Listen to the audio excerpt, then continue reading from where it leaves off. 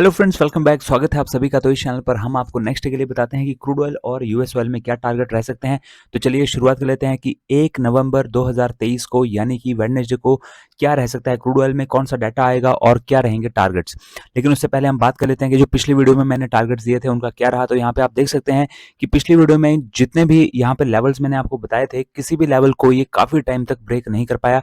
हालांकि इसने नीचे वाला लेवल ये वाला ब्रेक किया, और ब्रेक जब इसने नीचे वाला किया तो उसके बाद इसने जो टारगेट है वो नेक्स्ट कैंडल में ही नीचे वाला इसने अचीव भी कर लिया। 1 आवर के टाइम फ्रेम की हम बात करें, और उसके बाद ये नीचे की ओर को भी गया है।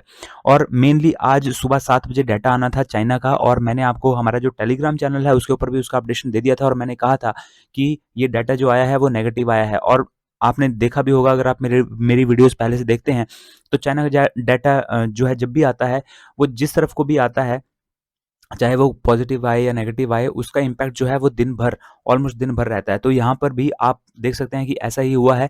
हालांकि यहाँ पर जो है 7 बजे डाटा आया, लेकिन बहुत ज़्यादा मूव उस टाइम नहीं आया। लेकिन उसके बाद दिन के दौरान यहाँ पर जो है नीचे की ओर को इसने ये नीचे की ओर को गया, और उसके बाद काफ़ी नीचे तक, अभी यहाँ पर ये इस लास्ट वाली कैंडल में काफ़ी नीचे यहाँ पर इसने सारे लेवल जो है वो तोड़ दिए हैं, और अभी ये यहाँ पर और नीचे भी मूव कर सकता है। तो यहाँ पर जो चाइना का डाटा था उसने तो इम्पैक्ट डाला ही, लेकिन इसके अलावा और भी काफ़ी सारी चीज़ें थी, जैसे कि अभी फ़िलहाल जो मिडल ईस्ट में जो भी यहाँ पर तनाव बना हुआ है, उसकी वजह से वो मैंने आपको पहले भी एक्सप्लेन किया है वो चीज़, कि वो चीज़ पॉजिटिव भी है और एक तरह से वो नेगेटिव भी है। पॉजिटिव इस तरह से है कि ईरान जो है, ईरान की इन्वॉल्वमेंट बढ़ती जा रही है, और उसकी वजह से जो सप्लाई है वो अब बाधित होगी। जब सप्लाई बाधित होगी तो क्रूड ऑयल ऊपर की ओर को जाएगा, लेकिन जब वो क्रूड ऑयल ऊपर की ओर को जाएगा तो उसकी वजह से वर्ल्ड वाइड जो इकोनॉमीज हैं वो बुरी तरह से नेगेटिवली प्रभावित होंगी, जिसकी वजह से डिमांड जो है वो गिर जाएगी, और डिमांड जब गिरेगी तो क्रूड ऑयल के लिए वो चीज़ नेगेटिव होगी। तो इस वजह से यहाँ पर आप देख सकते हैं कि मूव जो आया है वो लास्ट मोमेंट पे आया है। पूरा दिन भर यहाँ पर मूव जो है वो एक पर्टिकुलर इस रेंज में ही ये रहा है, ऑलमोस्ट इन दो लेवल्स के बीच में ही ये रहा है काफी टाइम तक। तो अब हम यहाँ पे देख लेते हैं कि क्या रह सकता है नेक्स्ट डे। तो दोस्तों, यहाँ पर नेक्स्ट डे यानी कि 1 नवंबर को बहुत ही ज़्यादा इंपॉर्टेंट डाटा आ रहा है वर्ल्ड वाइड।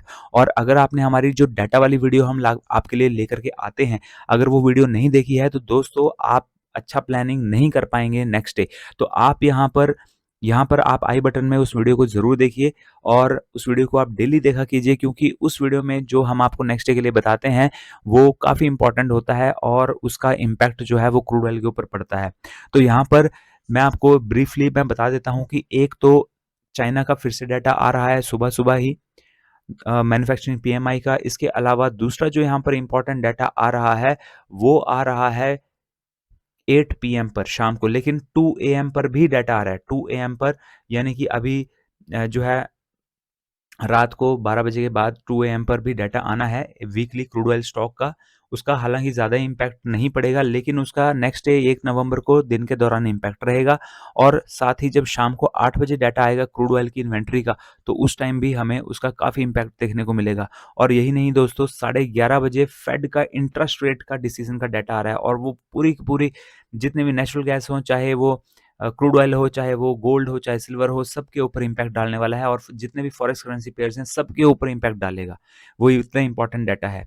तो बहुत ही इंपॉर्टेंट डाटा आ रहा है, डाटा ड्रिवन रहने वाला है कल वाला दिन, और जो भी यहाँ पर डाटा आ रहा है उसका इम्पैक्ट क्रूड ऑयल के ऊपर डेफिनेटली हमें देखने को मिलेगा। तो दोस्तों, यहाँ पर शाम को 8 बजे कल डाटा आ रहा है क्रूड ऑयल का, और वो डाटा जो है, अगर वो इन्वेंट्री अगर बढ़ती हुई आई तो वो चीज़ पॉजिटिव नहीं होगी, वो चीज़ नेगेटिव होगी क्रूड ऑयल के लिए, क्योंकि इन्वेंट्री का बढ़ना जो होता है वो इंडिकेट करता है कि डिमांड कम हुई है। इसी वजह से जो इन्वेंट्री होती है, स्टोरेज जो होती है, स्टोरेज में जो क्रूड ऑयल की मात्रा होती है वो बढ़ती है, क्योंकि क्रूड ऑयल की जो है यहाँ पर अगर डिमांड ही नहीं होगी तो उसको लेने वाला कोई भी नहीं होगा, और इन्वेंट्री में काफ़ी ज़्यादा क्रूड ऑयल हमें देखने को मिलेगा। तो अगर इन्वेंट्री बढ़ती है तो वो नेगेटिव होता है क्रूड ऑयल के लिए। और साथ ही लेकिन यहाँ पर 8 बजे 2 और डाटा आ रहे हैं, EIA weekly crude oil stock का और गैसोलीन इन्वेंट्री। ये दोनों भी, इनकी इन्वेंट्री भी कम आनी चाहिए अगर आप चाहते हैं कि नीचे की ओर को मूव आए। तो इन तीनों का डाटा एक जैसा आना चाहिए। अगर नहीं आता है तो हमें वेट करना पड़ेगा, देखना पड़ेगा कि किसका इम्पैक्ट पहले पड़ता है। इम्पैक्ट तो वीकली डिस्टिलेट स्टॉक और गैसोलीन का और क्रूड ऑयल की इन्वेंट्री तीनों का ही पड़ता है, लेकिन टाइम टू टाइम पड़ता है। पहले एक का पड़ेगा, दूसरे का पड़ेगा, फिर इस तरह से। तो इस तरीके से आपको यहाँ पर इम्पैक्ट पड़ेंगे।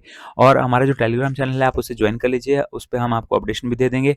और यहाँ पर अब हम बात कर लेते हैं कि क्या हमारे नेक्स्ट टारगेट रह सकते हैं।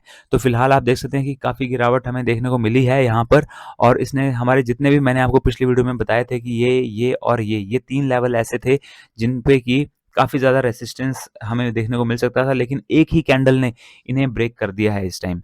तो एक पावरफुल कैंडल ने इन्हें ब्रेक किया है, और हो सकता है कि अभी नीचे की ओर को और मूव आए। तो यहाँ पर जो हमारा नेक्स्ट टारगेट यहाँ पर रह सकता है वो रह सकता है 6757 का।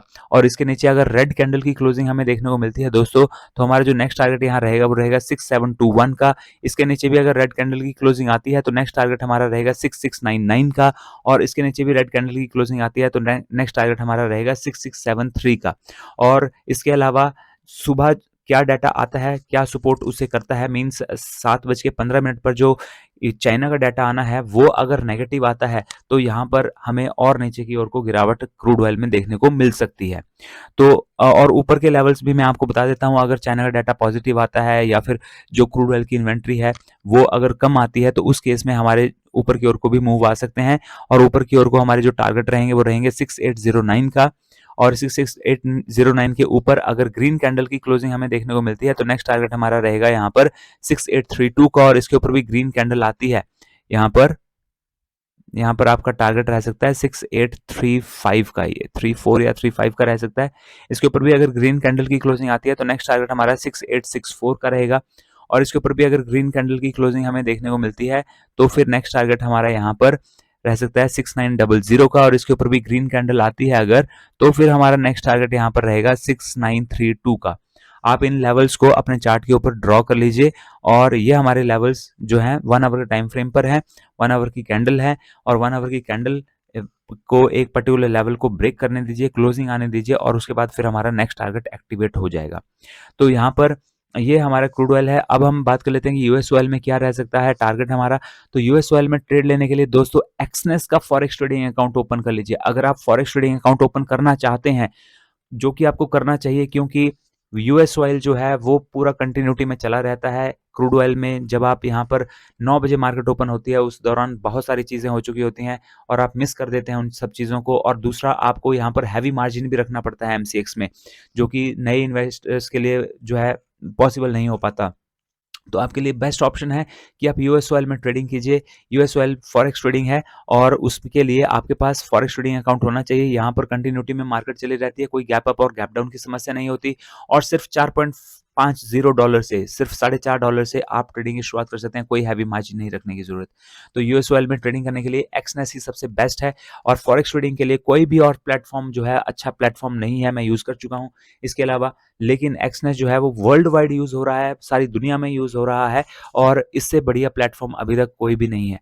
और विड्रॉ की कोई समस्या नहीं आती दोस्तों। विड्रॉ इतना फास्ट है कि आप अगर अभी रिक्वेस्ट डालेंगे तो आपको थोड़ा बहुत ऊपर नीचे हो जाता है, लेकिन मोस्ट ऑफ द टाइम ऐसा भी होता है कि with in half an hour आपके अकाउंट में पैसा आ जाता है। इतना बढ़िया फास्ट सर्विस है इनकी, तो कोई भी दिक्कत नहीं है। आप इस फॉरेक्स ट्रेडिंग इसे जरूर आप यूज कीजिए। यहाँ पर वीडियो बना रखी है मैंने, कैसे अकाउंट ओपन कर सकते हैं, मनी ऐड कर सकते हैं, विड्रॉ कर सकते हैं। आप उनकी हेल्प से अपना अकाउंट ओपन कीजिए। इस वीडियो के डिस्क्रिप्शन बॉक्स में आपको लिंक मिल जाएगा एक्सनेस का, उस पर क्लिक कीजिए और एक्सनेस का फॉरेक्स ट्रेडिंग अकाउंट ओपन कर लीजिए। तो दोस्तों यहाँ पे यूएस ऑयल की बात कर लेते हैं। तो यहाँ पर अब काफ़ी, यहाँ पर आप देख सकते हैं कि मैंने यहाँ पर एक एरिया ड्रॉ किया था और आप देख सकते हैं कि उस एरिया के आसपास ये पूरा टाइम मंडराता रहा। ऊपर का मैंने लेवल ये ड्रॉ करा था और आप देख सकते हैं कि इस एरिया को ये पूरा टाइम भर तोड़ नहीं पाया, ना ही नीचे को और ना ही ऊपर को।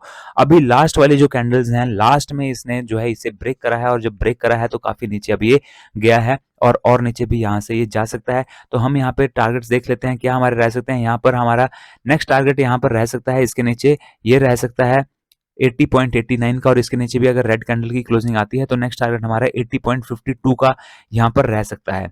और इसके अलावा सुबह यहाँ पर अगर आपको और भी ज़्यादा यहाँ पर नेगेटिव डाटा आता है तो उसके बाद और नीचे को मूव हमें देखने को मिल सकते हैं। जबकि ऊपर की साइड के लेवल्स में आपको बता देता हूँ, 81.49 का ये लेवल है, इसके ऊपर 81.75 का लेवल है, और इसके ऊपर का जो लेवल है वो है 82.09 का। तो ये लेवल्स हैं। और ये जो मैंने आपके लिए एरिया ड्रॉ किया था वो ड्रॉ किया था 82.25 से लेकर के 82.52 के बीच में ये एरिया है, जिसे ब्रेक करना, इसके लिए आप देख सकते हैं कि कितना मुश्किल अभी तक रहा इसे काफ़ी टाइम तक। तो ये हमारे लेवल्स हैं दोस्तों, इनको आप अपने चार्ट पर ड्रॉ कर लीजिए और आई होप आपको ये वीडियोज़ पसंद आ रही हैं। अगर वीडियोज़ पसंद आ रही हैं तो वीडियो को लाइक ज़रूर कीजिए। चैनल को अभी भी सब्सक्राइब नहीं किया तो जल्दी से चैनल को भी सब्सक्राइब कर लीजिए और लाइक का बटन ज़रूर दबाइए दोस्तों, क्योंकि जब आप लाइक का बटन दबाते हैं तो उससे हमारा मोटिवेशन भी इंक्रीज़ होता है।